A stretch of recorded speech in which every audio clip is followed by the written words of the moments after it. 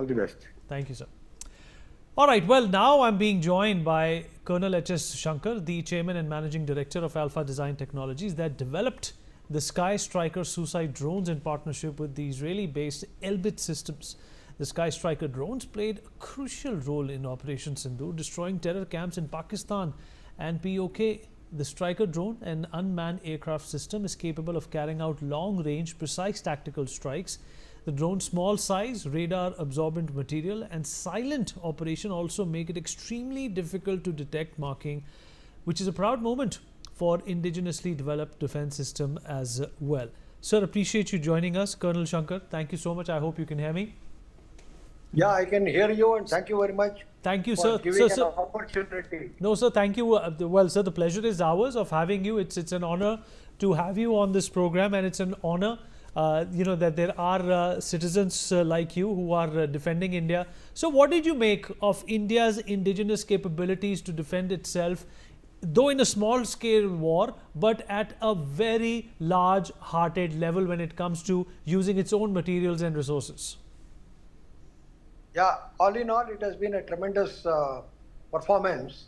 And what was in the sideways, it is being tested out, checked out, trial evaluated within India.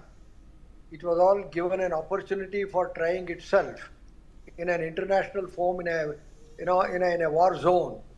That itself is a great experience. It will not come just like that. So this was the first time these crucial, critical, indigenous-oriented products or made in India type of products were utilized in such large numbers, and they all proved themselves during the operations. So it is a plus point. You're right on that.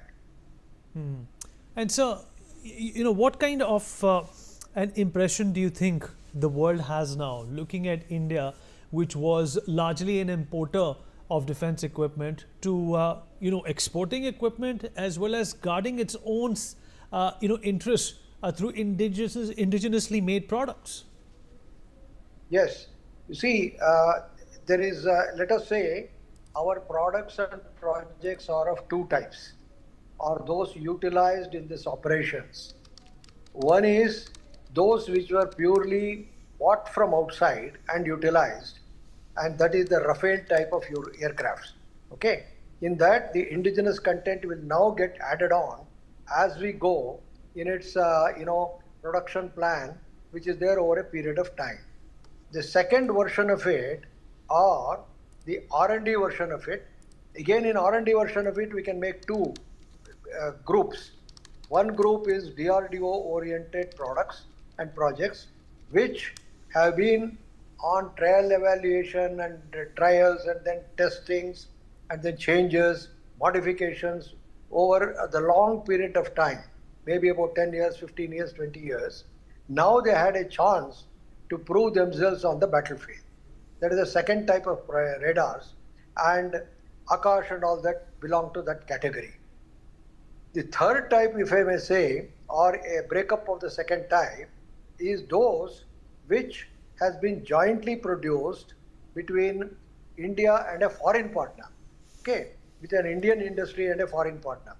In that comes this Skystriker type of equipment and some of the others also which were kept ready but not fully utilized due to the type of warfare that was there on the northern border.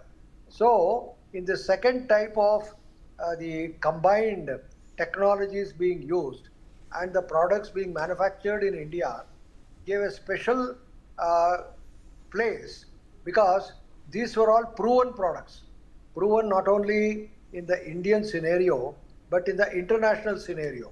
So in that way it could straight away be put in the realm of the warfare and straight away onto the battlefield. So that advantage was there. There was nothing to be on a trial evaluation phase or to be proven stage. It is fully proven. So that gave an edge, in my opinion, to the war that was held, though it was for a limited period of time. Okay?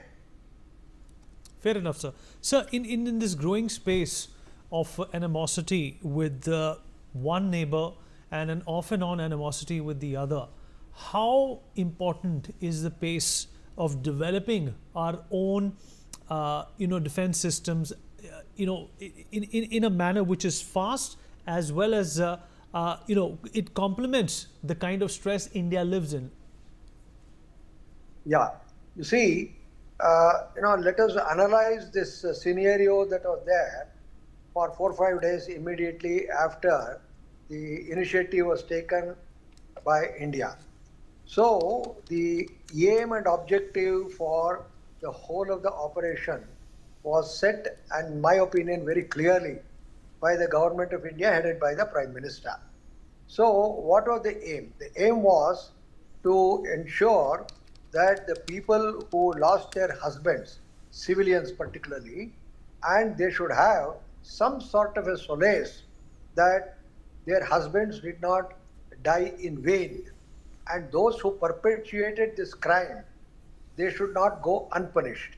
So that was the main aim of this whole operation that took place. So for that, what was declared as the government policy was that not only are we going to hunt down these terrorists who did this job, but also where it emanated from, the source from which it emanated from. That was from the beginning was made clear by the topmost in the government. So to put it into action, we knew that everybody knew the source of terror is in Pakistan. Source of terror is in these 2 or 3 terrorist organizations, Jaish-e-Mohammed and all these people, who have got the building blocks as training blocks at various critical places, and not very near to the border, but not very far away also.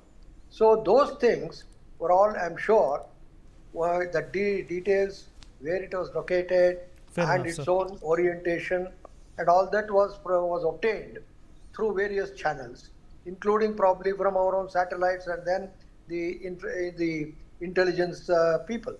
So on that basis, the areas from which these terror could be emanated or initiated were all identified and marked. So the question was, how do you destroy them? How do you put them to stop, at least for the temporary time frame? So in that, there were, I'm sure, the powers could be, or the strategists who are planning would have considered various options. The options were, can you send fighter aircrafts and bomb this like we did in Balakot? That is one option. Second one is, you do it only with respect to the missiles.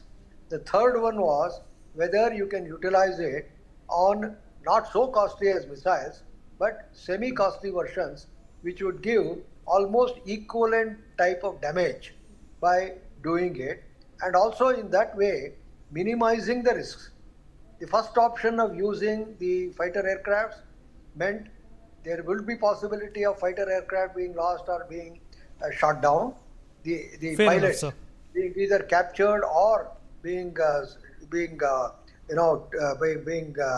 put to death. So completely with you on that, sir, and I completely endorse what you have said, and these are of course important details that every Indian is going to appreciate and respect. We've run out of time, sir, unfortunately, but really value and appreciate you joining us, sir. Thank you so much. Would like to thank all our other guests also for being here. We take a short break. Be right back.